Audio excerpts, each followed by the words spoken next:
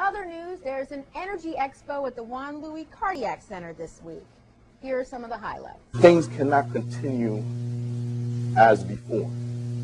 That there has to be an investment in local resources to enable island nations and rural areas to be more self-sustaining, but more importantly, to help them resist and restructure themselves from external events that they have no control of. Because help may not always be there in the form and to the amount that is necessary.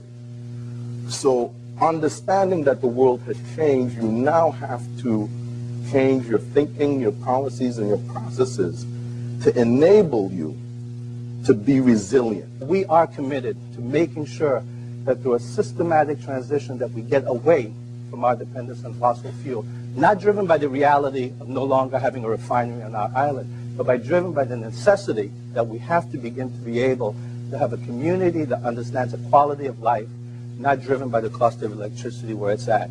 And if you understand that, you understand the challenges that we have.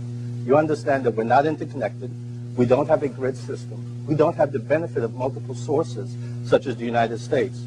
When you look at the United States in the last year, you begin to understand why they can pay from 6 to 11 cents per kilowatt hour. They, at least, unlike us, are not as dependent. And all areas of the United States, at least in some capacity, have an interconnection that allow them to be able to survive. We'd like to thank Earl Morris for providing us with that footage.